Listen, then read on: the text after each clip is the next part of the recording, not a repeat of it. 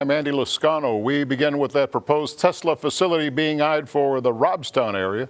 The proposed location is near the intersection of Highway 77 and County Road 28.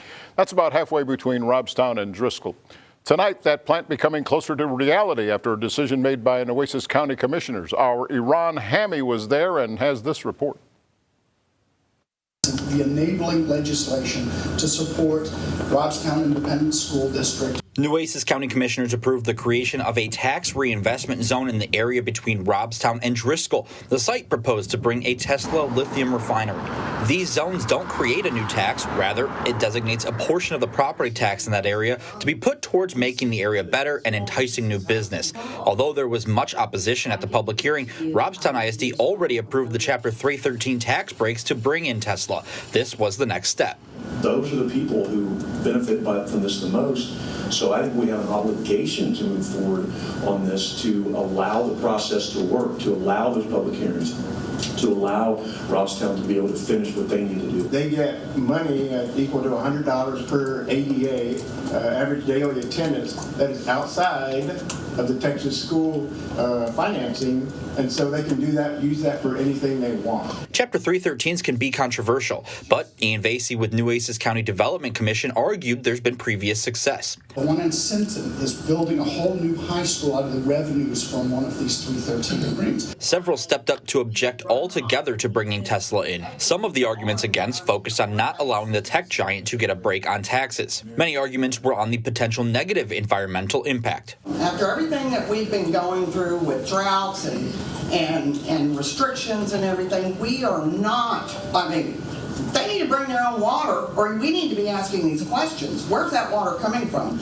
The other thing that they're going to need is a water discharge permit. Who's trying to gather ideas from this community to find out what our vision is for the future of this place? What we see are solutions that don't harm people, that don't harm the environment. This does not mean that Tesla is officially coming to Nueces County. There are still many questions. Tesla filed an application for a Chapter 313, but commissioners say nothing has been filed for a Chapter 312 tax breaks with the county. Reporting in Corpus Christi, Iran Hammy, Action 10 News. Hey, Ron, thanks for that report. Good information. Now, we're learning a lot more about a Friday night ATV crash that sent 2 London ISD students and 1 former student to the hospital. Right now, a 16-year-old girl is at Driscoll Children's Hospital in good condition. The other 2 victims remain at Christa Spahn Shoreline. We don't know the status of their conditions tonight. Department of Public Safety officials do say just before 8 o'clock Friday night, 2 ATVs crashed head-on near Chapman Ranch and County Road 57. 2 victims taken to the hospital by ambulance, 1 halo-flighted, another treated on the scene with minor injuries. Last night, the London community gathered for prayer vigils outside both hospitals. More details about the cause of the accidents have not been released, but London ISD says they had counselors available today for students and teachers who needed them. The American Academy of Pediatrics stepping up its efforts to contain ATV-related deaths. The AAP says ATV accidents and deaths increased during the pandemic because, well, kids had more free time. In a newly released policy statement, the AAP recommends children under 16 not ride or operate ATVs. The agency also urging parents who allow their kids on ATVs follow the safety rules, including wearing a helmet and not riding at night. Head trauma is the #1 cause of death in these accidents. Well, Hurricane Ian blew through the Grand Cayman and the Cayman Islands today, but didn't leave much behind. It'll likely be a lot worse once it reaches the United States, and that's why there are lines of traffic leaving Florida, where Ian is expected to make landfall. The National Hurricane Center predicts Ian could deliver a life-threatening storm surge of up to 10 feet in and around the Tampa area. That's due to the storm's track and the high tide when it's set to arrive. Mandatory evacuations have already been ordered in some low-lying areas, and Florida Governor Ron DeSantis has already declared a state of emergency ahead of the storm. Please be prepared because this is a very big storm. It's about 500 miles wide, which is certainly on the bigger side as hurricanes go. Flooding is also a major concern in Florida, and residents are filling sandbags as they watch and wait for Ian. Supplies of bottled water are quickly selling out. Already some gas stations in Lee County, south of Tampa, have run out of fuel. This is the perfect time now to check in with our weather, for our weather, on our weather with our Chief Meteorologist, Sharon Ray.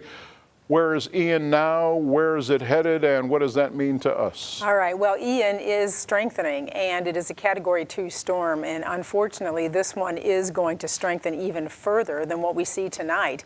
Right now, it is just to the south of western Cuba as a Category 2, moving to the north, already seeing the impacts on the island from this system. And it's going to be devastating for them with a Category 2 strengthening. In fact, right now, we're seeing those winds at 105 miles an hour. That's come up from what I showed you at 6:30 a little bit. The gusts are at 125, and you can see that central pressure has dropped even more. It was 974 at 6:30, now 962. Moving to the northwest now, and it is going to take that turn once it gets past Cuba and strengthens, and then it starts to curve more to the northeast. And with that, a Category 4 storm. Look at these projected sustained winds, 140 maximum there, but just before it makes landfall here near Tampa, expected to be a Category 3 storm with 120 mile an hour sustained winds. So certainly a very dangerous system, as we'll have to watch that. Of course, you already saw people are already evacuating. So I got to certainly get out of the way of this monster storm. In the meantime, back at home, we are going to feel the effects from Ian. They aren't going to be direct, but we will be noticing the swells. I'll show you how high those will be getting. Plus, you may have noticed we had a little shift in the wind today, this evening, as a cold front. Yes, that's right. A cold front has gone through. It's not going to bring a lot of cold air, but it's going to make a difference, making it feel like fall the next few days. Cooler nights are on the way. I'll show you when I come back. Sharon Ray will look forward to it. The Texas Education Agency announcing a new program that will incentivize teachers for success in the classroom.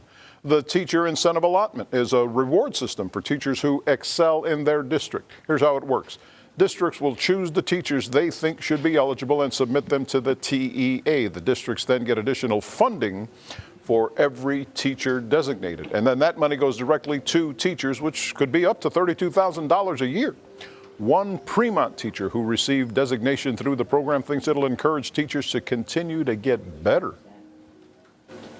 It really depends on what you do in the classroom and what the kids do as well too.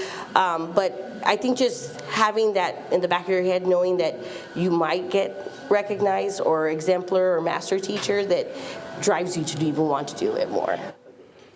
So far, Fremont and Freer ISDs are the only two programs in the Coastal Bend approved through the program, but nearly a dozen others have applied and are being considered.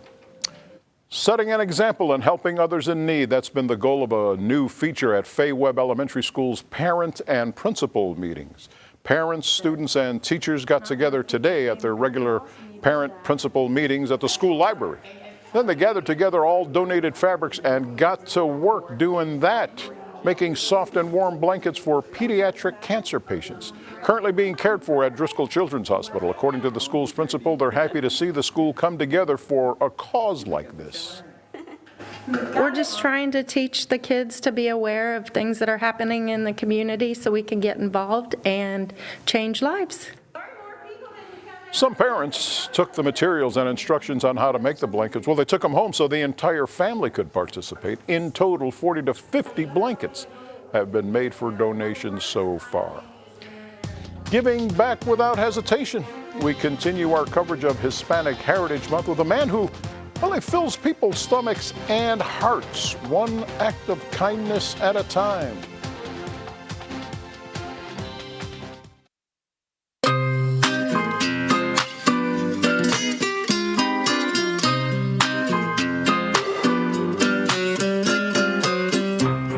That never gets old. Well, we continue our observance of Hispanic Heritage Month, a celebration of Hispanic culture, food, music, and the contributions Hispanics have made to our community. Many say serving others is a lifestyle, not a choice. Pete Trevino is one who has served so many in the Coastal Bend by holding barbecue benefits for those in need, and he does so without asking for anything in return. You would think that as much tasty barbecue as Pete Trevino makes, Dexter, his Belgian Malinois, would be the beneficiary of leftovers. But he's not. according to Trevino. He would get spoiled by table food, and that's not part of his training.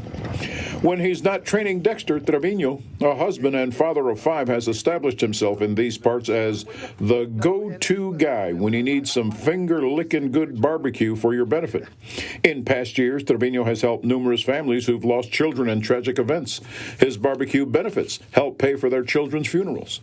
His willingness to say yes whenever there's a need, instilled in him primarily by his mom and his Hispanic heritage. She didn't care what color you were, where you come from. If you were hungry, she fed. If you needed clothes, she gave it to you. If you needed money, she did. And I think that that's where my love for wanting to help people came from. Perhaps the best example of Trevino passing that heritage to the next generation, to his young daughter, came on May 24th, the tragedy in Uvalde. He had promised her a weekend of fun in the sun at Fiesta, Texas for her birthday, but his phone wouldn't stop ringing. Those who knew him asking him to go there and do what he does. My 8-year-old just standing there, and she's just with a pout, with her hands over her things, and she's just like, you know, I told her, I said, I'm not canceling the plans, baby. We're going to still do, we're still going to do this for you. Right. And she was just like, nah, Dad. She goes, we got to help them. 4 in the morning, still rolling. Let's get a little sneak peek. Sure enough, Trevino and his crew went to Uvalde. You never know. It's like when God says, when I reach out to you, it's best that you don't deny me. Because that when it comes time to go up there, there's a good chance that you could be denied. So I always look at it like a text message. I get a text message from him, and he's like, okay, yeah, I done shown you what's out there. What happened? What are you going to do? But upon pulling into Uvalde and before firing up his 26-foot barbecue pit, Trevino remembers a haunting feeling that came over him. I felt like I was hearing the kids screaming for help. Trevino wants to give shout-outs to his main guys, Ronnie, Kevin, and Marcus, for always being ready to help him help others. Because when word gets out that Pete Trevino's coming, even network news people want to shake his hand. You know, there's another interesting story about how Mr. Trevino got that 26-foot barbecue pit. A local family said they'd heard about him. So they offered it to him, but said he couldn't afford it. They wound up making the deal with what he could afford, just days before he left for Uvalde. Helping others, a way of life in the coastal bend.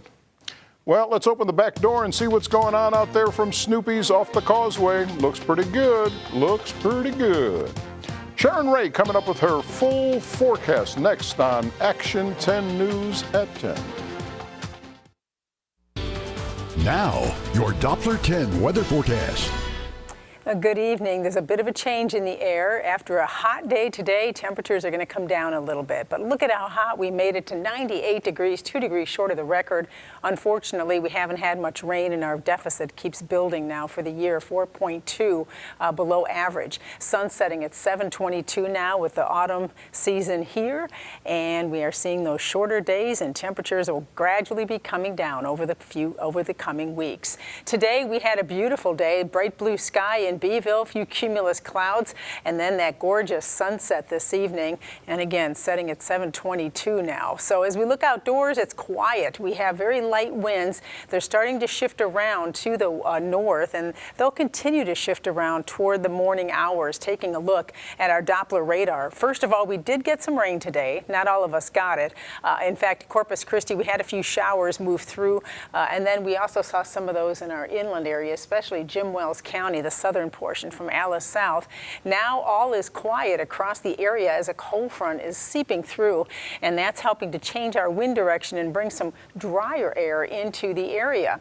Forecast winds, you can see this for tonight. We still have that southerly wind, but watch by the time we get into tomorrow morning, that wind shifts around to the north-northeast and it picks up a little bit. So we'll see some breezy conditions right along the coast to start the day tomorrow, and then as we go through the day, that fresh north-northeast wind, it'll feel different tomorrow than that south wind we see, and it'll be a little on the breezy side tomorrow afternoon, but look what it does to our humidity.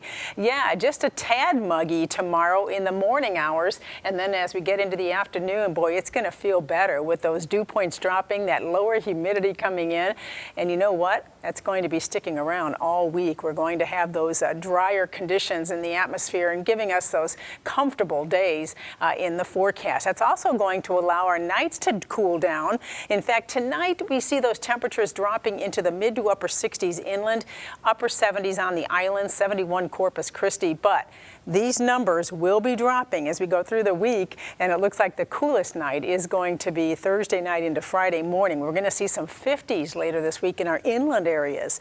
So yeah, I think what a lot of you have been waiting for, finally starting to feel a little bit of fall out there. But we still have sunshine, and that dry air is going to allow temperatures to heat up, although it'll be a different type of a heat. 91 degrees tomorrow with that wind from the northeast, and upper 80s to low 90s. Pretty good weather across the coastal bend. A little bit below average here through Wednesday, then temperatures gradually start coming back up as we head into later in the weekend and next week. Okay, we talked about Hurricane Ian, and that's the only thing out there really that's we're keeping an eye on. This wave out here may develop further. However, it looks like it's going to meander in the Atlantic. So what we're keeping a watch is on Ian, which is bearing down on western Cuba right now as a Category 2. You can see all the hurricane warnings issued now from Fort Myers to Tampa. That's the area that looks like it may be the hardest hit, and a hurricane watch north of Tampa. So this part of the Florida coast looks like it will be impacted. For us, our swells are coming up later this week by Wednesday night, Thursday.